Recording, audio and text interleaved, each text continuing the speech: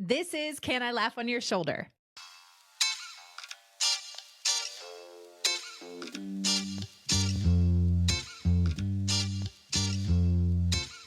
Oh man, I'm so excited about today's conversation. Welcome, Lauren. Thank you so much for being here.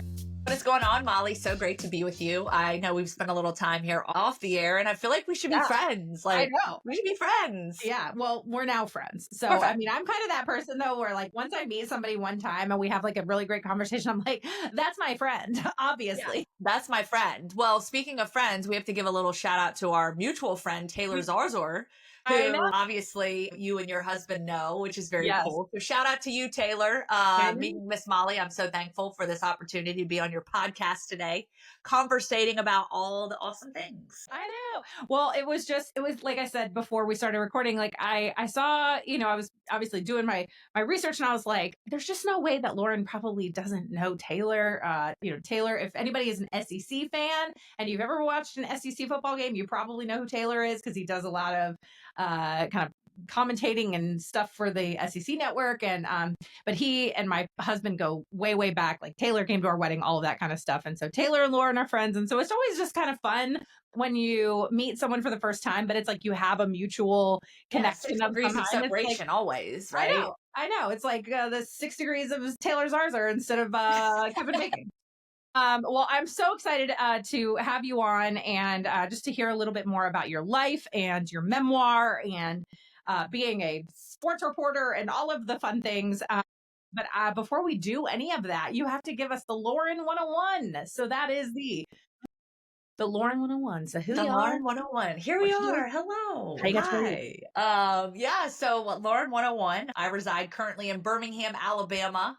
Never thought in a million years that I would end up in Birmingham, Alabama. I'm a Virginia gal, but that's where I was raised. And the sticks. What part? In Fairfax County. Okay, so you're Fairfax. So you were like Northern Virginia, right? Yeah. You were the Nova kid. The Nova kid. I was that old redneck from Giles County, Virginia, and I love it. It's great. No, but I traveled over to that side of Virginia a lot for gymnastics meets. So that's a big background for me. As I was a gymnast, grew up as a gymnast, wanted to earn a college scholarship, went to Rutgers on scholarship, and then ended up in the sports broadcasting world, working for ESPN, primarily covering college football, also cover some gymnastics as well. So it's been a fun journey, but that's kind of the 101 on me. And what else? I have a husband. They share the same name. Your husband, John. My husband, John. See, we really are like kindred spirits. I mean, that's it, right? And I have a 20-month-old Mason. And of course, Magnolia, our yellow lab. I've got to throw that in there. Can't leave out our first baby, our furry baby. So can't leave out the job. That's kind of it. Yeah. I mean, in a nutshell, that's Lauren Sisler here. I love it. Well, obviously there's so much to talk about, but one of the main reasons that you are here is back in October, you published your first memoir, which as of the day that we're recording this is the 1-year anniversary of when my memoir came out into the world.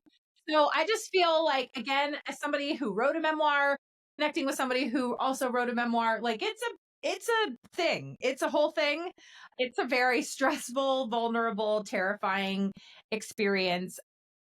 And how many people, once you release the first one, were already like, well, when's the second one coming out? When's the second one? I'm just like, wait a sec. Like, we're not going to multiple memoirs. First of all, I don't want to have so much more stories in my life that I have to write another book. Like, Thank you. Okay. Same here. I had so many people who they're like, I mean, the book hadn't been out for a month and they were like, when's your next one coming out? And I'm like, that's like asking a new mom who is is still wearing the diaper after the hospital. Like, when are you having another baby? And it's like, when's the next one coming? Yeah. Breastfeeding this one. Yeah. It's a whole thing. So yes, you published your first memoir, Shatterproof. So I kind of want to get right into that just because I think that, I'm a storyteller. You're a storyteller. You are really passionate about story. And so my question for you is like, you can see it a little better right there. Whoop, whoop, there she is. Yes. So, you could have kept this story private forever. Like you didn't have to tell this story. So let's just kind of get that out here now is like, what was the impetus or the reason or the catalyst for sharing just such a personal testimony and journey at this time? Like, why now? Why now? Yeah. And it's crazy because you talk about kind of like the dates and milestones. So we actually just crossed over 22 years since both of my parents passed away. And the title of the book is Shatterproof, and the subtitle is How I Overcame the Shame of Losing My Parents to Opioid Addiction and Found My Sideline Shimmy. A lot to unpack there. Long subtitle, but shame being a big piece of that, and the shame that was attached to losing both of my parents to prescription drug overdoses. And crossing that threshold of 22 years, essentially we started writing that book. And I say I got to give a shout out to Holland Webb, who really was a catalyst for me, sat down, helped me to write my book, get everything like pieced together. Cause I'm a conversationalist. Like, I can write, but like I write in like little short spurts, not like the big long, like novel stuff. Right. And so it was just an amazing journey when he and I sat down together and started piecing this book together and working on it. 19 years, it really took me well over a decade to get to the point where I was comfortable with even saying that my parents died of drug overdoses. Because I couldn't use the word addiction and overdose in the same sentence with both my parents. Because growing up, society tells us what addiction looks like, who it affects, who it impacts. And I felt like my parents were none of those things. They were educated, they were happy, they were joyful, they had jobs, they were, showed love with their family, they were very connected in the community. And I'm thinking like, wait, like they died of prescription drug overdoses. And like we as a family had no idea any of this was going on. And so both of my parents were going to a pain management doctor. They were seeking help for chronic pain they were both experiencing. And, I'm at Rutgers, living my dream, college gymnast, going to school, trying to start that next chapter and seeking out my career. And I get the phone call from my dad that my mom had died. And it was just so stunning and shocking to me because I just talked to my parents a few hours on the phone before. And it was something that I was just like, wait, what? Like, Dad, like what happened? And he said, I can't explain it now. Get on the next plane you can, and I'll be at the airport to pick you up. And he never showed up that day. And instead it was my uncle and my cousin who came to the airport to tell me that my dad too had passed away. And so in the matter of 5 hours, I not only learned that my mom died, but then my dad passed away. And it was all just a complete shock to the system. And so not only am I now having to navigate life without the two people I love more than anything, it's now, the questions of like what happened. And for so many years, Molly, I ran from that truth because I could not face the fact that my parents died of overdose because I was so fearful of that label and that judgment that was going to be just would tarnish their entire legacy.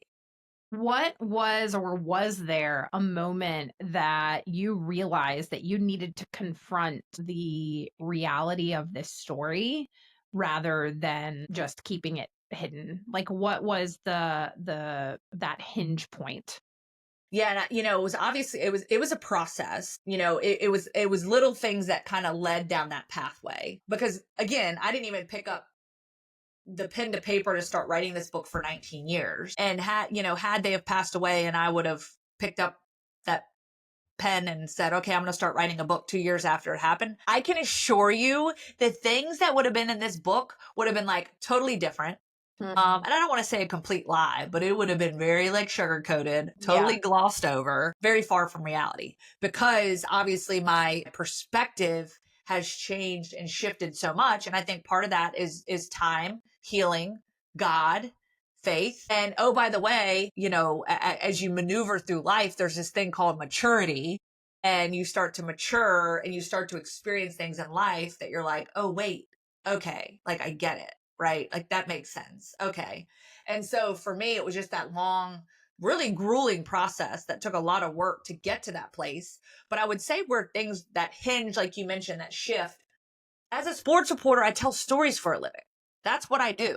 And yet I was not able to confront my own story and share my own story truthfully and openly. And so, people come to me and say like, hey, I've got this great story. And the word integrity, as a reporter, you want to have integrity. And, I felt honored. Like I get to share this young man or young woman's story. And then all of a sudden I see this impact, right? This little ripple effect that ignites after sharing a story. And that's when I realized, like, oh my gosh, like, this is amazing. And I start sharing these stories and I see the impact of it. And so I think that's where that shift started to happen for me, where I was really like, oh, wow, if I could really step out of my fears and have this conversation and share my story openly, honestly, and truthfully, then maybe I can also create that same impact, that same ripple effect. Yeah. And let me tell you, talk about freedom. Yeah. Like the good Lord will free you when you stare something in the face and say, you know what, this is what it is. And now we got to work through it and move through it. And I just quit running.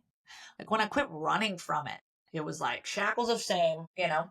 Yeah, absolutely. I connect with that so much. I mean, I just feel like anybody who has gone through or has experienced trauma, grief, significant loss of some kind can relate to that, because there is this like this wave that you go through. You talk about in your book about healing in layers. And I would love for you to kind of share when you say that, what do you mean by that? And in that process, what was a particular layer that you didn't even necessarily realize that you had to address until you began to process this book? Because I know I experienced that through my own writing. There were some things that I had to kind of face and heal from and confront, deal with, however you want to word it, before I could, I think, deal with some stuff that I hadn't dealt with for, 19, 20 years. My mom died in 2002. And so, I think it was like similar process. So yeah. Again, I realize I asked the question, then I said a few more things. That's just what I do. So, but that's what we do. We're having a conversation. This is a me and you conversation. I love it. And, so many parallels there, right? My parents passed away in 2003. So it would have been shortly after you lost your mom. And like you said, peeling back some of those layers, like, woo, let me tell you, it's a lot. And I will tell you that I thought at 19 years when I started deciding I'm going to write this book, I had it all figured out. Woo, was I like the furthest thing from the truth. Like the investigative journalism that went into the process of writing this book and uncovering the things that happened and how we got to where we were was like, whoa, and really in a lot of ways exonerating, because I think there were so many, okay, we talk about layers, and I thought 19 years down the road, I had experienced all the healing I was going to experience. Like, okay, now we're on to this next chapter of my life. Now I'm, about to be a mom, and, I'm married now, and all these things. But like, boy, was I wrong. I mean, the layers, you talk about the layers, and one analogy that my therapist really kind of helped. And I do mention it in the book. It's like, I think in life, especially because people are like, well, how did you like not acknowledge that your parents died? Like, how did you just kind of like ignore that part of it? And she explained it really well. It's almost like when you are afraid to face something, like sometimes you'll open the door and you'll kind of peek around the corner and see what's there. And there were moments where I started to open the door wider and started to like step foot on the other side. But then in the midst of that process of having the courage to step forward, to open that door, I would literally just slam it shut. I would slam it shut and be like, nope, I'm not going there, not going there. So it really was a lot of just like push and pull, push and pull. And that whole idea of grief and process, grief and healing are not linear, right? And 100%. I mean, you're literally like, you think about like healing and you look at a straight line, like I'm just going to run down this road, like you're all over the place, right? And it's 5 steps forward and 20 steps backwards sometimes. And I think that really was the idea of the process of the layering process for me. And really it looked like, going back to Rutgers, ignoring the truth, ignoring what had happened, really having to start to push in and say, so my parents did die of addiction. Okay, now that I know the truth, it's like, okay, now walking through accepting it and then finding my voice in all of it. Right. Mm-hmm. And we're talking, it took 7 years until I finally decided to allow my auntie Linda, my mom's sister, who for many years had lovingly tried to share their story openly and share what had happened to them openly, finally allowing her to speak without me wanting to literally just like because I was like, you're attacking my parents. Like, you shouldn't say those things about them. They were not addicts. They were in pain and they struggled with their medication, but they weren't addicts. They weren't addicted to their medication. And so I did that for years and years and years. And then it's like, as I started to cross over this threshold of sharing their story. And I'll tell you, when I finally decided to write the book, there were still so many black holes, because let me tell you, it took 10 years. And I know this is like a crazy timeline, 10 years to even open the toxicology reports, to acknowledge what was on that piece of paper the day my parents died. And when you open it up, okay, so finally I had the courage to say, okay, I'm going to read these, right? I'm going to see on paper as fact that my parents both died of fentanyl overdoses. Okay. Crazy enough, in the medical reports with the death certificate, there's literally 3 paragraphs, Molly, 3 paragraphs that outline the events of that day. And we're talking 5 hours of when my dad woke up, found my mom dead, dragged her through the house, tried to save her, called the police. They come, they show up. He goes to the hospital. He takes care of all the things. And then 5 hours later, he's dead from the same thing. We're talking 3 paragraphs. It sums up the events that occurred in that 5-6 hour period. And oh, by the way, years that led them down this path. 3 paragraphs. That's all we had to go off of. So talk about having to do some digging. Yeah. And that was digging deep. Man, well, one of the things that you've kind of alluded to a few times is how you've talked about how your parents didn't, quote, like look like addicts. And that is such a powerful piece of that. And I want to spend some time unpacking that, because I think especially in we can get lost in the conversations of mainstream media, let's be honest, about what opioid addiction, fentanyl overdoses look like. Kind of from your experience and what you've learned throughout all of this, and the work that you've done, and learning about what your parents were experiencing, what would you say? Like, what do you want people to know about the reality of what, opioid or fentanyl and things like that kind of addiction looks like? Yeah. And I'll say this, I'll preface it by saying, so my dad was an alcoholic. And that was something, as a 10-year-old, I knew like alcohol was something that he shouldn't drink because it changed his personality. He would get ornery. He was different. He would make terrible decisions, spend money that wasn't in the bank, that kind of thing. And then I would hear him say, or hear my mom say, hey, you need to go to your AA meetings. And then things would be fine for 6 months, 3 months, 5 months, whatever it was. It was like, I'd box it up and put it on a shelf. So the addiction was already kind of there with my father, but I didn't understand, as a 10-year-old, I didn't understand addiction. And I still had a loving father that still loved me and showed up to all my events, showed up to all my meets. And, the majority of the time he was sober, but there were times that he would show up and, he had decided to drink that day and had a relapse. But where does that show up and what does that look like? Because yes, it created some tension in our family. And obviously my mom had to give him ultimatums over the, here and there. But my parents showed up in our lives. And I think that was the thing that society tells you, is that when addicts are people that completely go in a different direction. They don't show up for you. They don't know how to love other people. And I mean, I think truth be told, with addiction and what I've learned in the process is that while an addict is struggling with a substance, whether that's alcohol or drugs, there are character flaws that are attached to it. And so it's not necessarily the character of the person that they were born and just became this monster. Like, this substance is literally rewiring their entire selves to do things like lie, cheat, steal, take away from. And then they become very inward facing. Me, selfish. I need this drug. I need this drink. So it's more important to me than it is you. But in the reality of it all, it becomes survival, right? Right. That substance is now survival. And so they need that substance to function, to get out of bed in the morning. And that's really what happened to both of my parents. It was the one thing keeping them above water. And I think we're so quick to, it's easy because you want to be so upset with the addict and the person that is struggling with that thing, because they do become somewhat selfish. Not somewhat, they do become selfish in many ways, because their bottom line is to get that drug, to get that substance. But underneath it all, they're really the ones, while seemingly they're hurting the ones they love the most, they're hurting so deeply. And I think that's where my compassion for people that have an addiction really sets in, because now they've kind of lost control, right? Right. That substance is now the thing that is in the driver's seat, taking them to gosh knows where, day in and day out. And they've now lost control. They no longer have their hands on the steering wheel. And I think that's the scary part about addiction, and where we, those loved ones walking alongside them have to realize, that the compassion that needs to come with that.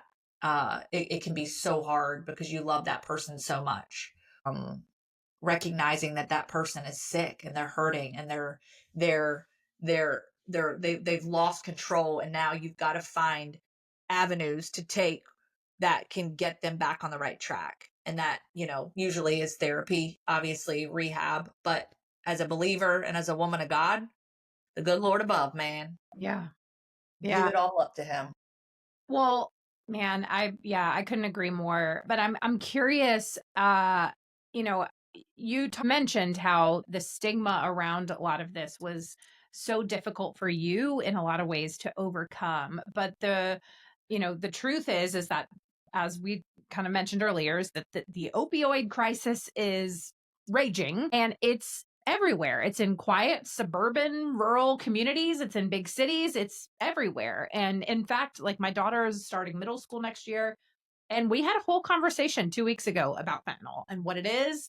And because, the reality is like, there are stories in our community, in cities, 5 miles down the road, of middle schoolers who are, in the bathroom at school, and somebody's handing them something that they think is like a gummy that's laced with fentanyl.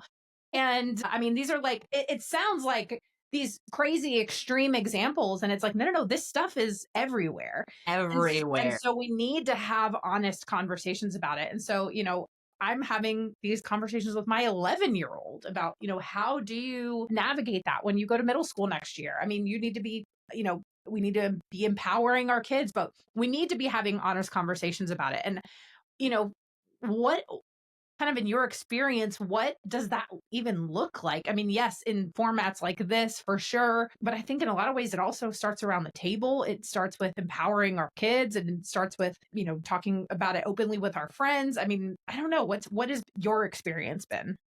Well, and I think you're exactly right, talking about it openly. And I'm thinking about this with your daughter as she enters into middle school, and thinking like, I have a 20-month-old, and I know that day is going to come where those conversations are going to be had. And I'll be honest with you. I was at my parents' gravesite last summer, and I'd taken Mason, and he was, just under a year old, not even walking, crawling around, ripping the rose petals off all the flowers, like, had no idea where we were at. But in that moment, I just had this deep, like, kind of reckoning where it's both. I want Mason to love his grandparents and know them for who they were and the amazing, loving people that they were. But I also want him to know their struggles, and I want him to understand the depths of their struggles, because I do believe that transparency, because that's not something that I got from my parents, and maybe something that I wished I would have gotten was more transparency. I think it was easy to turn a blind eye. They're okay. They're my parents. You put them on a pedestal. We put people on a pedestal, right? They're our parents. They're supposed to survive the odds. They're supposed to handle all the things that families, go through. Like, they'll fix it. It'll be okay. My parents always fixed everything. But in reality, they were drowning in it themselves. And I wish I would have known more. I wish I would have asked more questions. I wish I could have, taken a peek behind that curtain and seen what they were truly going through, the pain they were experiencing, but also the addiction that was consuming them every single day. And I think that obviously it looks different for everybody what those conversations look like. But I do think it is so important, Molly. We're having this conversation here, but like you said, around the kitchen table, because I think a lot of times we tend to want to talk about these issues, but behind closed doors, and we tend to whisper about them. Mm. But in reality, we got to raise our voices a little bit. Yeah. And, instead of glamorizing, partying and the use of drugs and alcohol, and hey, this is just recreational. This is just, no addict wakes up saying, ooh, that's me. I want to be an addict. Right. And it usually starts somewhere, whether it's recreational use, when they're in school, in middle school, high school, going into college, and they just see what society has painted as the norm. Right. And the next thing you know, whoop, you're on the other side of this, and now it's too late. You are now in the throes of addiction. And now, instead of in the prevention phase, you're now having to enter into what you call recovery. Mm. And there's certainly hope in recovery. And I hope anybody that's listening that has walked through addiction or actively walking through it knows there's absolutely hope in recovery. And there are so many success stories and so many amazing stories out there and testimonies, but it's a journey. Yeah. And so I think we just have to have these conversations to get in front of it so that we can save more people from ever even stepping foot across that threshold of addiction that literally is ravaging lives and taking people down left and right, individuals and families as well. Yeah. Well, you've also talked about this a bit, and I would like for you to kind of share a little bit more about what this process has been like for you, is holding these things in tension, which is, navigating the honoring of your parents' memory while also being very honest and candid about the circumstances surrounding how they died. And so those are two things to really, like you were talking about with your sweet baby Mason. And so, like, thinking about how you navigate that, with your own child, but then also through writing this book, and how do you, hold those two things in tension of the honoring part while also being truthful to the reality of what happened. Yeah, I think that's so gosh, that's really good, because there's so much there, because that was the goal for so many years, is honoring their legacy. And for me, honoring their legacy meant, zoop, I ain't going to confront it. I'm only going to focus on the good, because that's when you think about legacy, you highlight the good, right? The good. It's got to be all the accolades, all the awards, and everything that someone did good in life is where their legacy lies. But truth be told, speaking of truth, I think that legacy is also the setbacks, the bad choices, the mistakes. Legacy oftentimes lies in our hardest chapters. And I believe that a legacy is not built on just good, that really and truly a legacy is built on the response to the bad, to the hard, to the negative. And so, like, if we literally walk through this life as like perfect human beings, like, what would we learn from it? And really, truly, how do you build a legacy if you haven't walked through challenge, if you haven't walked through turmoil, if you haven't walked through loss and grief and right. the what ifs and the should have and could have? So I really think that they both coexist. And again, for many years, I walked down that line of, down that path of, my parents were all these amazing things, and completely dodged the reality that they died of overdose. Because I would say mom died of respiratory failure, dad died of a heart attack, because guess what? That sounds so much better than they died of fentanyl overdoses. But it's crazy, because even as I've opened up and shared their story, the fear was the judgment. What are people going to think about my parents and their legacy? But what I actually found is it was the opposite. That, I mean, sure, you're going to have people out there that judge and maybe never experienced addiction or understand it. But I mean, I didn't understand it either for the longest time. And now that I do, the people that have heard their story, they're not judged by some of their hardest days. They're judged by the fact that they continued to respond. They continued to wake up. They continued to love as deeply as they could. Were they perfect? No. But they still kept going, and they still kept pushing. And I think that that's where their legacy has continued to shine bright, is that even in the midst of their greatest struggles, they still lived a life with joy, love, and compassion for others. And I think that's where, we really have the opportunity to influence people, is say, like, we shouldn't be defined by our hardest chapters, right? Those are where we become refined, not defined. Yeah. I'm curious, what have you learned throughout this process about the difference between helping someone who is, or loving someone who is struggling with addiction, and enabling someone who is struggling?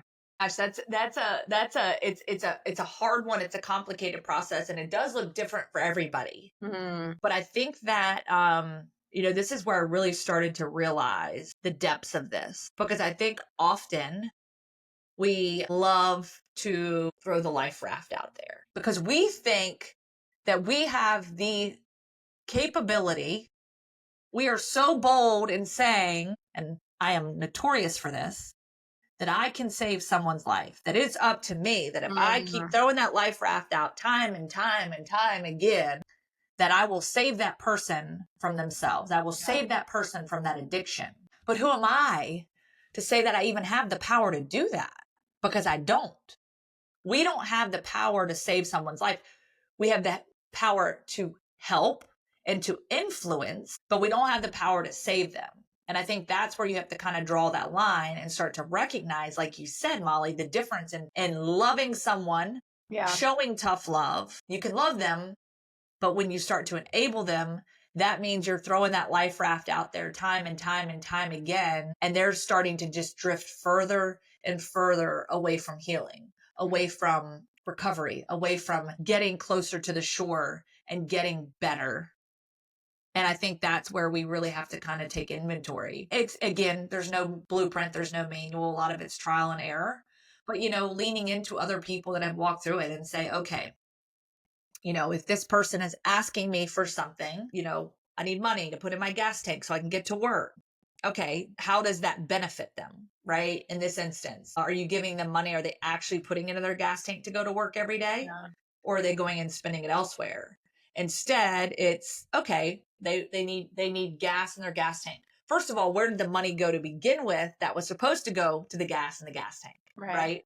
And so now it's taking a step back and say, hey, you know what? I can help you get gas in your car, but why don't I meet you at the gas station and I can help you with that? Or you come up with a different plan and you say, hey, I can't keep giving you money for rent. I can't keep doing these things, but here are some other things that I can help you with. And if you're willing to get help and you're willing to start seeking help, then we can have a conversation about the things I might be able to help contribute to. But right now, until you're willing and ready to get help, then I've got to take a step back and love you from here versus loving you from here. Right. Yeah, absolutely. Well, we're going to take not a hard left, but a little bit of a left turn here because I want to talk about your career in sports journalism, and being a collegiate gymnast and all of these things to your very iconic sideline shimmy, all of these things. But the reality is a lot of these things all connect back to your story and grief and healing and shame. But I'm kind of curious as a collegiate gymnast, as an ESPN sideline reporter, like how do those things, or what role would you say that athletics have played in helping you build resilience and just your healing journey after going through so much trauma? Yeah, I mean, I think that's exactly it. When you think about athletes and the competitive nature and the response to setbacks, to challenges, because there's not a single person out there, even the greatest of all time, Simone Biles, that has proven that she fell short of perfection. Yeah. Because none of us are perfect, and we're not going to win them all.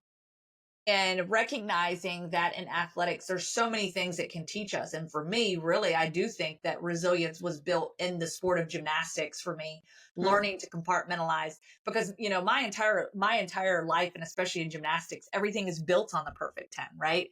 Everything is built on the perfect 10. That's the threshold. And then you have the deductions that kind of come from there. And so the little setbacks and the injuries and the things that kind of pull you away from that perfect 10, that perfect career, that perfect competition.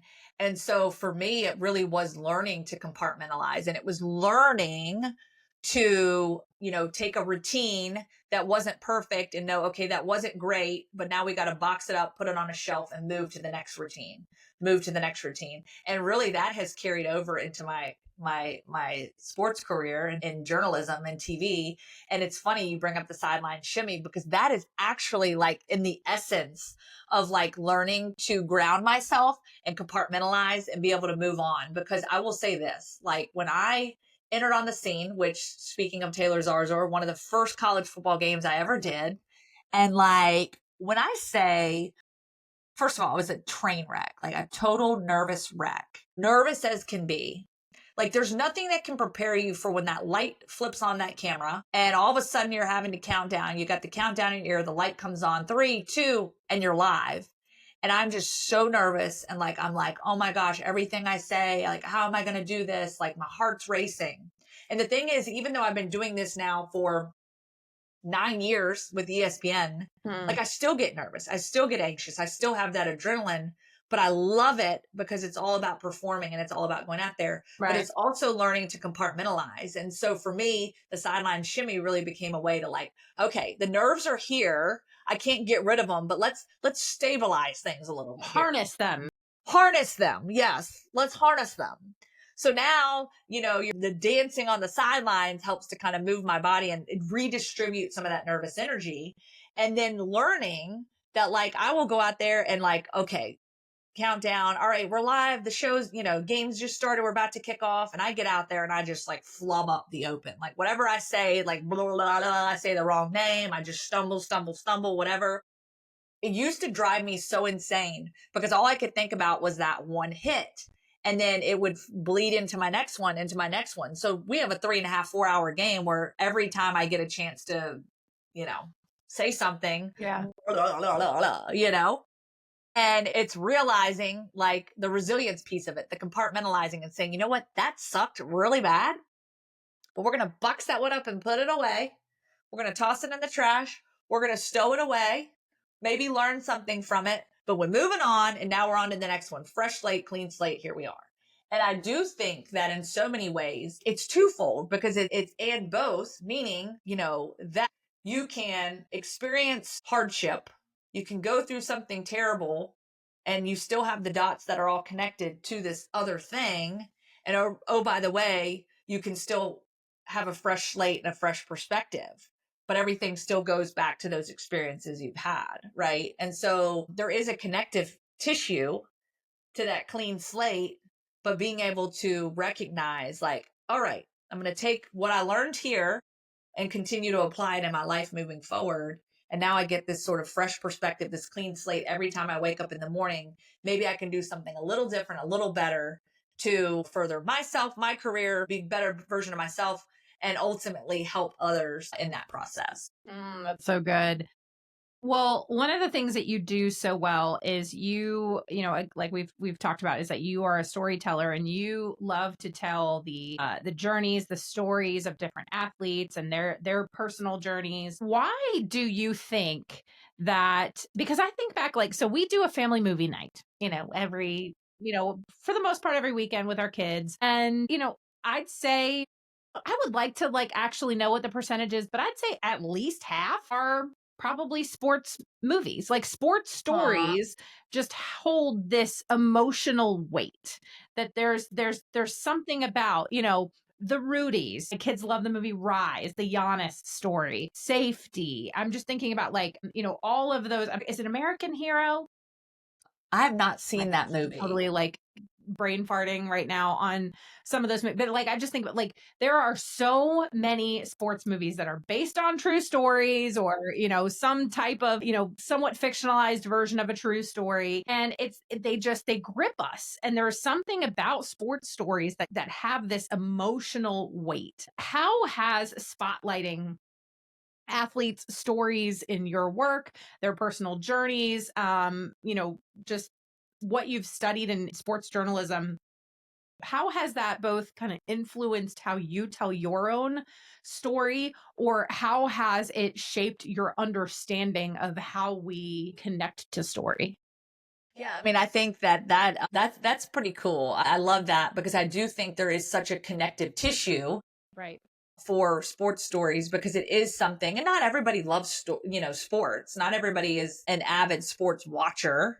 But one thing, and that's what I tell people, like my goal and my hope when I, get on a broadcast, right? When we have a game coming up, is like, dear Lord, please help me to share something that can impact others, right? Like that's my ultimate goal, is like, even if just one person can hear this. And, you go into a game and you have two teams, and then you usually have three fans. You have a fan that is for team A fan that is for team B, or a fan that could care less about either team, but they're just there to watch a competitive event. And that's where I'm like, okay, I want to pull in the viewer that's watching from home to say, maybe they care about the color of the jersey. Maybe they care about the team they're watching. Maybe they don't, but I have an opportunity to make them care, to bring them a little closer into the game, into the huddle, to better understand the people that are out there playing, because I see stories that are so interconnected. And then, like you said, that just emotional pull that comes with the sport. And I think a lot of it is because when you say like, well, why sports? It's because sports are kind of generated on like winning and losing, right? And now all of a sudden, when you can pull a story into the triumph and the winning, you now see like, okay, we're not just winning the game, we're now winning at life. And so I think there's such a power that whether you're cheering for that team or you're not, or you're cheering for the opposite team, but gosh, when you sit down and you hear a story about somebody on the other team that you never even knew, like your heart still is like being pulled in that direction. And you now see humanity and that connection that comes with it. So it's not just an athlete. Now it's a story and something that we can all relate to. And I think that is where sports, because it is highlighted, sports is entertainment. That's really what it is, right? It's a vehicle of entertainment. And, for a lot of people, and for me, I enjoy that entertainment more than I would flipping on a reality TV show and watching that, And so to me, that's where I think that you can kind of like cross, this is such a great question and conversation, because I do think there's so much in that. And this is the last thing I'll say about it, as we're kind of wrapping up. A dear friend of mine, Gene Chizik, he was the coach of the Auburn Tigers, won the, for the championship team. He was coach here at Carolina. I know. I obviously should know about that connection. Was there with you all for a handful of years. Yeah.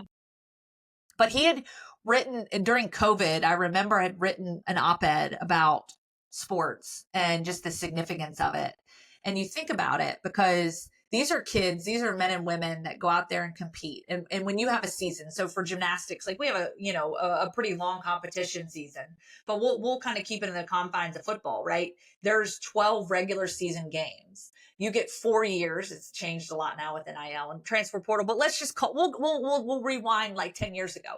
You get 4 years, you get 12 games. And when you wake up every morning, like you are competing for one of 12, now the second of 12 games, now the third of 12 games in the regular season, right?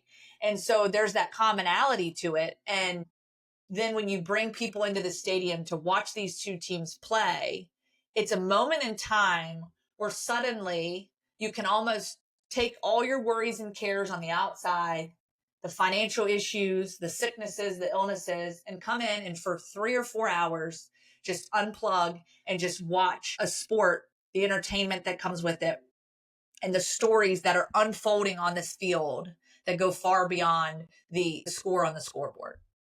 And I think that's what's so beautiful about sports, is that you can bring people together for a common thing to view and to watch and to unplug and take themselves out of maybe the trials and tribulations they're facing in their own lives for just a moment in time, and to give them a breath to focus on something else that has meaning. Yeah. Yeah. I'm telling you. Yeah. I mean, I just feel like there's so many examples that we could even talk about with when it comes to that. And I mean, the one that just immediately comes to mind is, we're big Tar Heel fans in this house. And there was a player by the name of Tylee Craft who played for UNC Chapel Hill and was battling cancer and died in October of this year. And what was so powerful about Ty Lee's story is, he really united the community, but his family was actually honored at the game, honored at a home game back in October. And his mom he had died that morning. And they knew that he was kind of not doing well, but he had actually passed away that morning. And Ty Lee's dying wish was like, don't tell coach, don't tell the players that if I go before a game, like, don't tell them. And so like they honored his family at the game, and the family knew that he had died, but like Coach Mac Brown, the players did not know until after the game. And of course, like, we were terrible this year and they lost that game and it was awful. But what was so powerful is, in the press conference after the game, like, the reality is like they'd played horribly. It was a terrible game, but it was a reminder of like, here's what's actually important. What matters. Like, here's what actually matters. And what was crazy is then, like, not crazy, but just impactful, is like the rest of the season, like other teams, like when Caroline would go play somewhere else, like other teams around the ACC would honor Ty Lee at their games. I mean, the Duke Carolina rivalry. I mean, the Duke players had an honor for Ty Lee. When the basketball season started, they went to UVA, I think, I don't remember where it was, but it was a game pretty early in the season where Ty Lee was honored. And so what was really just powerful was like how it brought the sports world together. And it was like, at the end of the day, like, it's just a game. It's just a game. And yet there's something that is so much more important and profound, and that is the relationships and the love and family and friendships. And I'm telling you, like, I think that was really healing for Ty Lee's family. I think it was healing for the players, who lost their friend and teammate. I think it's so powerful. I mean, we've seen that.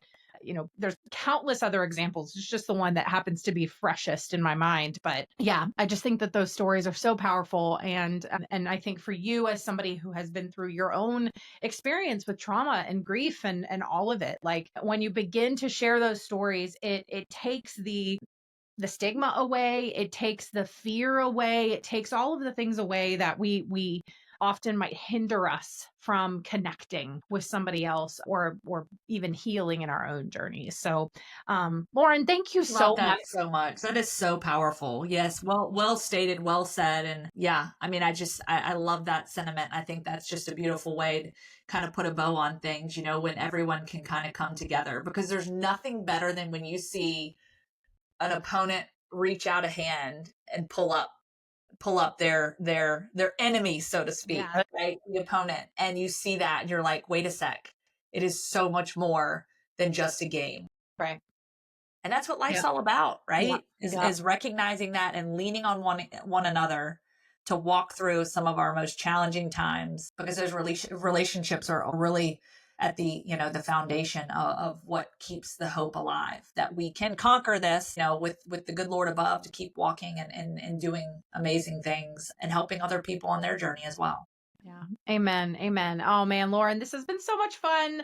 Thank you, new friend, for coming here. For the listeners, I will have all of Lauren's information in the show notes, along with where you can get her book. Please go buy this book, Shatterproof, and turn on some football in the fall and watch Lauren do the sideline shimmy during games. Lauren, I'm just so grateful for you, and thank you so much for sharing your story and for just the impact that you're trying to make on the world. Thank you so much. I appreciate you, Molly. All the best to you guys. Thanks for listening.